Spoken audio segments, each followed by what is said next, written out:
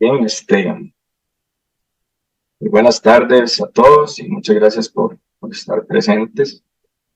Como dijo Juan Carlos, este es el segundo día del curso modular de ventilación mecánica. Eh, Vimos ayer un poco de lo que era fisiología respiratoria, fisiología de la ventilación mecánica, curvas. eh, Vimos también estrategias de ventilación pulmonar.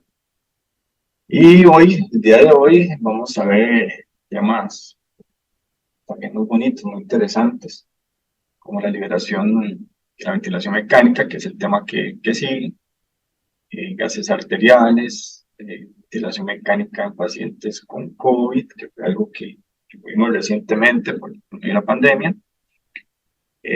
También situaciones especiales, ventilación y el soporte ventilatorio, el manejo ventilatorio en situaciones especiales, como pacientes embarazadas, pacientes con traqueostomía y en el caso de aquellos que son candidatos a donación de órganos.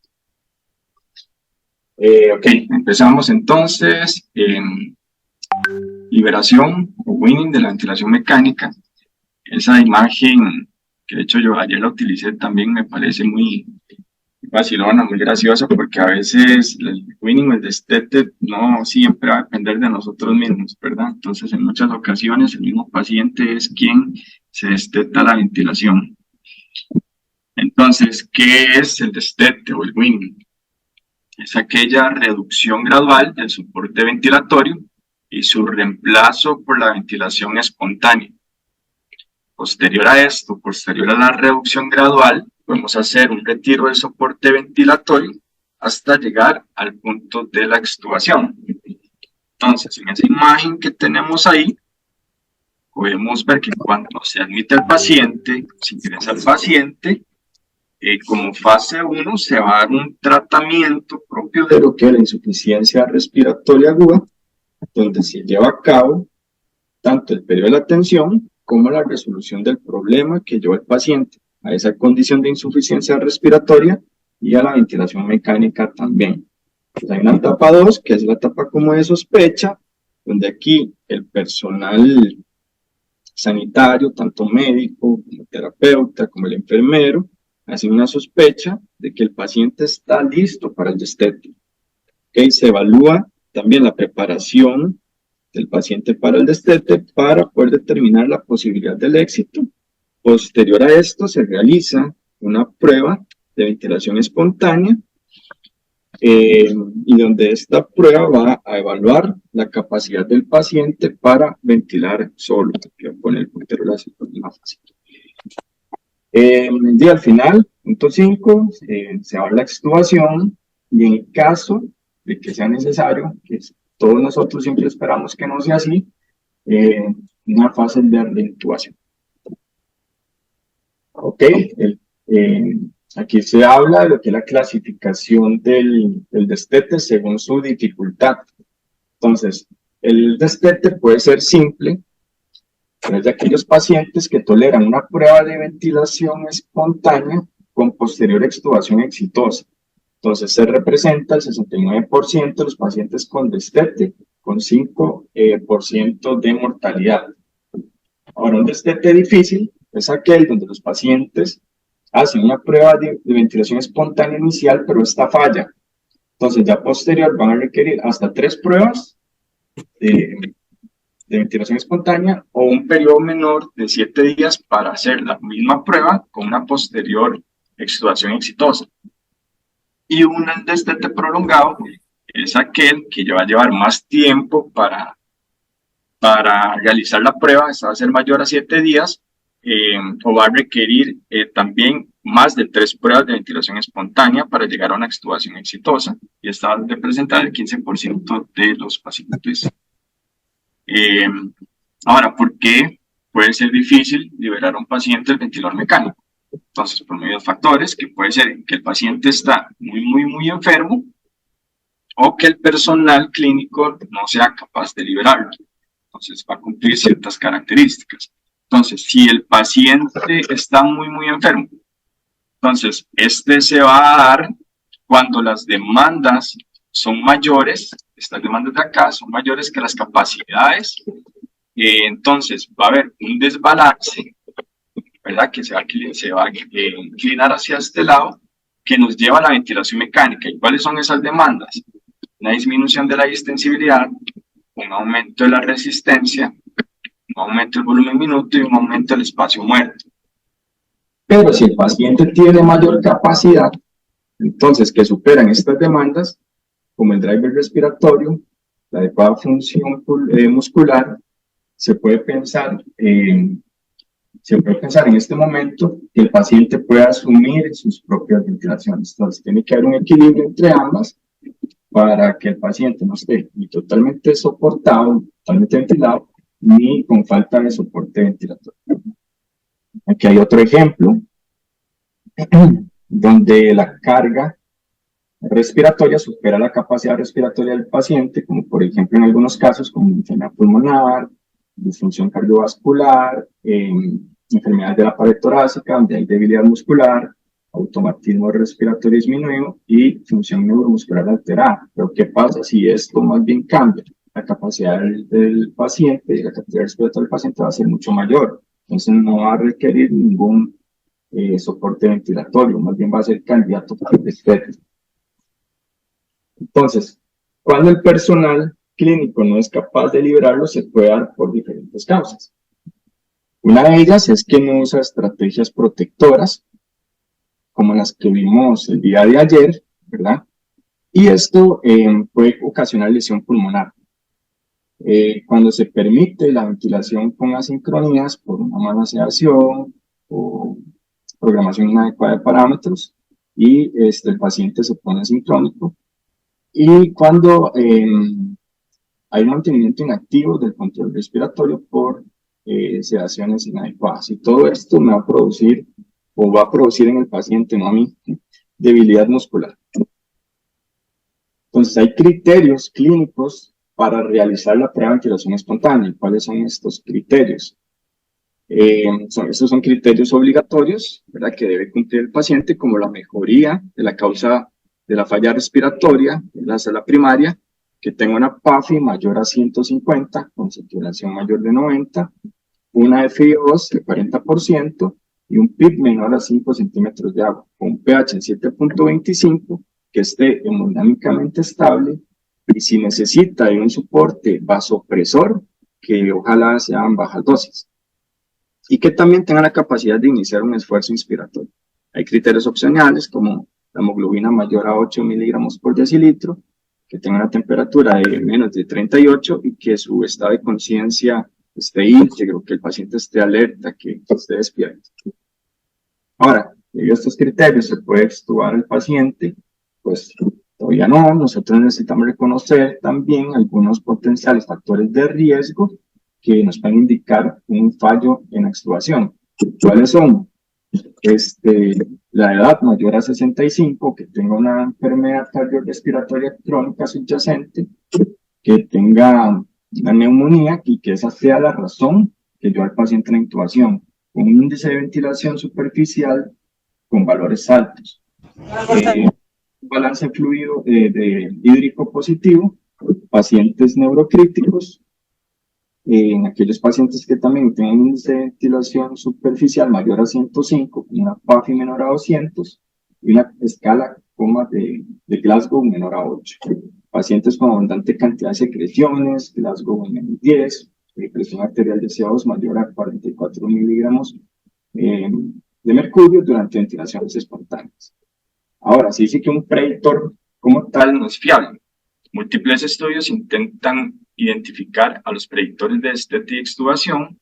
No se ha encontrado o no se ha demostrado que un predictor o la combinación de variables predictoras, ya sea subjetiva o objetiva, sea particularmente precisa. Entonces, ¿qué quiere decir esto? Que necesitamos de varios criterios en conjunto que estén combinados para nosotros tomar una decisión de poder seguir con el destete del paciente en la ventilación mecánica. ¿Y qué predictores podemos ver que sean de liberación? ¿Cuáles podemos mencionar? Por ejemplo, la PAFI, la relación presión alveolar de oxígeno con la presión alveolar de oxígeno, la diferencia alveolar arterial de oxígeno, esfuerzo negativo respiratorio, la distensibilidad del sistema respiratorio, la resistencia de la vía aérea, el volumen minuto, la capacidad vital, la frecuencia respiratoria, el volumen corriente y una que nosotros utilizamos comúnmente, que es el índice de ventilación superficial o el índice de Tobin. Hay un test que también es predictor de estriol laringio post-extubación, que se determina por medio de un test de fugas, donde hay una disminución del volumen tial al desinflar el balón neumotaponador, balón del tubo endotraqueal. Debe haber una fuga audible o fuga en el volumen mayor a 110 mililitros. Ahora, ¿qué es una prueba de ventilación espontánea? Es aquella que hace referencia a una prueba de ventilación del paciente a través del tubo endotraqueal sin soporte del ventilador, por ejemplo, a través de una pieza T, o con una asistencia mínima al ventilador, pero con una modalidad de presión soporte o CPAP. Estudios de investigación recomiendan la prueba de ventilación espontánea como un método simple, eficaz y seguro. Una vez que el paciente ha superado con éxito dicha prueba, ha de plantearse la retirada de la ventilación mecánica. Sin embargo, esto no quiere decir que vaya en conjunto con la retirada del tubo endotraqueal o de la cánula de traqueostomía. Ahora, la prueba de ventilación espontánea se puede hacer ya sea con bajos niveles de CPAP por medio del ventilador o por medio de un tubo en T. Se realiza un periodo de tiempo de 30 a 60 minutos. Se puede realizar por medio de este dispositivo, este es el sistema tubo en T, donde tenemos un humidificador que por dentro lleva agua bidestilada, se conecta a un flujómetro, que aquí es donde vamos a programar los litros por minuto según la cantidad de oxígeno que le vamos a administrar al paciente. Tiene un extremo donde se conecta un corrugado, que por lo general es algo largo, ¿verdad? Es bastante largo, y ese corrugado que va a llegar hasta donde está el paciente se conecta a una pieza T. Esa pieza T, en el otro extremo va un corrugado adicional, y por debajo de la pieza T es donde va colocado el tubo endotraqueal. Entonces, la prueba se hace por medio de este método o por medio del ventilador mecánico con niveles bajos de presión soporte y de CPAP, según la tolerancia del paciente. Este estudio que ven acá refiere que tanto en pacientes que hicieron la prueba de ventilación espontánea con tubo en T, como las que hicieron presión soporte, en realidad les fue bien, o sea, no hay diferencia de una sobre otra, a excepción de unos pacientes que tenían enfermedad pulmonar obstructiva crónica, en donde les fue todavía mucho mejor con el sistema tubo en T. Hay algunas sugerencias por parte de algunas líneas o casas comerciales que nos recomiendan para hacer esta prueba. Entonces, en esta podemos ver una fase 1 de detección, donde se interrumpe la sedación profunda y el paciente está activo, o sea, el paciente respira. Entonces, hay que disminuir los valores del porcentaje volumen minuto programado, ¿verdad? El PIB y el oxígeno gradualmente en intervalos de 1 hora. Estamos hablando de una modalidad que usa un porcentaje de volumen minuto, como es el ASV, que podemos encontrar en el ventilador mecánico de Hamilton. En la fase 2, observación, es una fase de observación donde la frecuencia respiratoria del paciente es menor de 30 respiraciones por minuto, con una presión inspiratoria menos 15, PIB de menos 8 y oxígeno menos de 40%. Si cumple con las normas del centro durante un tiempo de 30 minutos a 2 horas. Ahí se puede considerar la posibilidad de ejecutar la prueba, ¿verdad? Y esto no es un modo esto es como más un modo controlado, ¿verdad? No es como un modo espontáneo. Ahora, al realizar la prueba de ventilación espontánea, hay que ajustar algunos parámetros, como cuáles, como el PIB, que tiene que ser igual a 5, y el oxígeno de 30%. Un porcentaje de volumen minuto, bajarlo al 25%, y esto mantenerlo durante 30 minutos. Okay, es muy importante saber que este protocolo es una sugerencia. Okay. Cada unidad hospitalaria debe tener protocolos diferentes, pero esto es solamente una sugerencia. Entonces, hay estrategias también para optimizar el destete, como cuáles, como la misma prueba de ventilación espontánea, que tener un monitoreo de la sedación. Eso es muy importante porque el paciente no debería estar sedado. Entonces, si se planea y se hace una plantación de destete, entonces la sedación tiene que estar titulada a la baja. Modos automatizados que mejoren la sincronía, no tienen que ser modos controlados, sino ya un modos por soporte o modos espontáneos. La movilización temprana, que eso ayuda un montón, y posterior a esto también, una vez que se haga o se cerciore que se tengan todas esas estrategias, se puede extubar al paciente y pasarlo a ventilación mecánica no invasiva o a cánulas de alto flujo.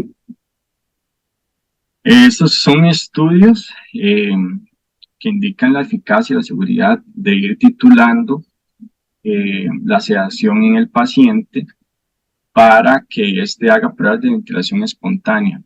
Y este otro que está acá es donde dice que se debería realizar movilización temprana como forma rutinaria en pacientes que están ventilados. O sea, ambos estudios indican que nos dan el beneficio, la ventaja de que disminuyen el tiempo en la ventilación mecánica, disminuyen la estancia en la unidad de cuidado intensivo y mejoran la función física y cognitiva. Entonces, eso sería por parte de este tema que es del destete. Es muy importante recordar que se tiene que hacer, que se tiene que cumplir con criterios y predictores antes de realizar la prueba de ventilación espontánea, y que en el momento en que se retira o se bajan parámetros, se retira la ventilación mecánica, eso no significa que el paciente se puede extubar. Y una vez que se extuba el paciente, es muy importante valorar para ver si este necesita ventilación mecánica no invasiva o cánulas de alto flujo. Entonces, no sé si tienen ahorita alguna consulta con este tema, chicos.